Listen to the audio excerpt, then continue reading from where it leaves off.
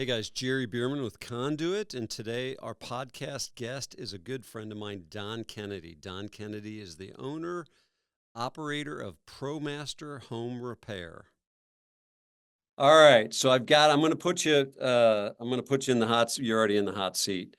And for the folks that are just listening, it'd be great for you to get some of the video of this so you can see Don's setup behind him. Because actually, before I get into the questions, Yeah.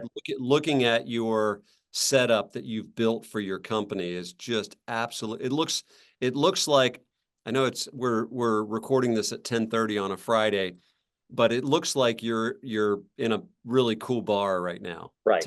Tell me Yeah. a little bit about, give the listeners a little, pull back the curtains of why you've built your office to look as cool as it does. Well, you got to have fun at work and you got to have a unique identity. Yeah. And so there's a lot of things that I do. I don't do anything haphazard. Like everything I do has a purpose or reason, even if it's just to satisfy my vanity. So like, I don't know, when we sponsor a stock car or something, that's just cool. And I may not have any business worth. It just makes you feel cool. But a lot of things that we do, from our brand, our truck wraps, literally to how we decorate the office, the uniforms we wear, just the things that we do, it affects the psychology of how people feel about themselves and how they see themselves conceptually.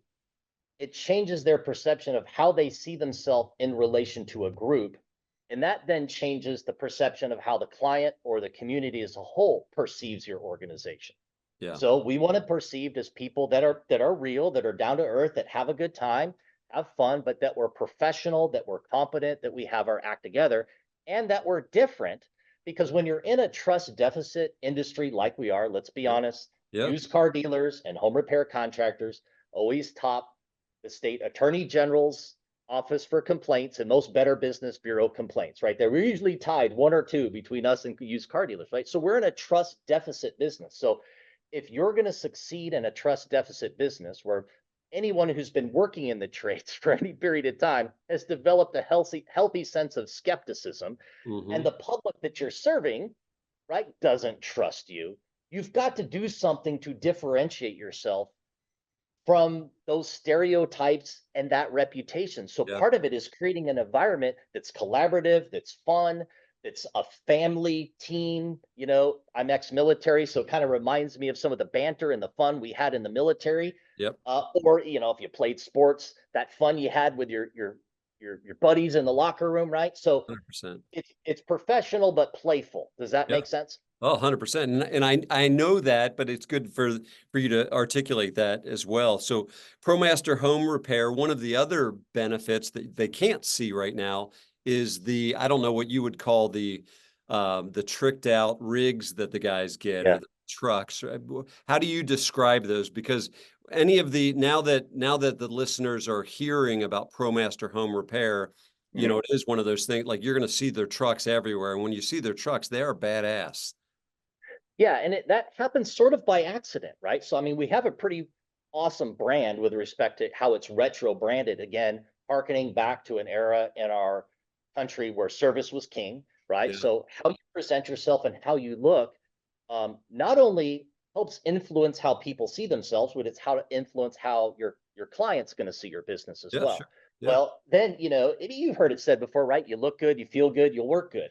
I Yeah. think there's some truth in that, right? And so this kind of happened by accident where, one of my guys who's still with me, this was like, I don't know, 10 years ago or so, when we were going to convert, 10 years ago, we wanted to convert to these new company vehicles.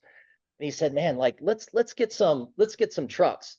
And so we went out and we were looking at trucks and, oh, let's get some super duties. And then it became, let's go turbo diesel. And then we get a turbo diesel. It's like, oh man, it's fast, man. This is fun. Like, let's put the wrap on it. Oh, that looks really. Oh, now it needs custom wheels. Oh yeah, let's get some custom wheels. Let's do running boards and let's do a slide and let's do some cool racks on this and bars and lighting, and in other words, let's do all the cool shit we'd love to have that most wives won't let dudes spend money on, right? Yes. How cool is that? That's And then cool, you man. just you roll like a boss. And so it happened as accident. It's like, oh man, let's do a blackout wrap and a blackout truck, and that's cool. Well, let's Yeah. do a performance sport truck. Let's do a retro truck. Like if we had a service truck back in the 70s, right? So we just started having all this fun with our trucks. And Yeah. guys, they feel good, right? So I mean, so we have a service comes in, it cleans them for them. So when they roll up, even they roll up at Home Depot, right? And they roll into that contractor aisle, it's kind of like, yeah, yeah, that's why That's our awesome. uniforms kind of look the way they do, right? We want to look, we want to have fun with this, we want to look good, we want to look badass, right? Because we do believe we're the best at what we do, Yeah. period. And Awesome. Yeah. and I can back that up using substantive measures, but it's all these little things that you Yeah. can do in a business. You don't have to do it this way, but it's just Yeah. those little things that you do in a business that sort of come together to create or at least support and create that environment for that high performance culture that you're looking for. Yeah. That's good, That's man. how it happened. And sometimes you back into this stuff on accident. It wasn't like it was some brilliant plan on my part. We were just being ourselves and horsing around and just let it go. And so it also then becomes really authentic. It wasn't 100%. something manufactured. It was just an extension of our personality, if that Yeah. makes sense. Well, and again, for many listeners, they're going to say, Don is so successful. He is so far ahead of me. I can't even imagine building a business that could have those things, right? So some of the solopreneurs, which we're going to get into in a second, but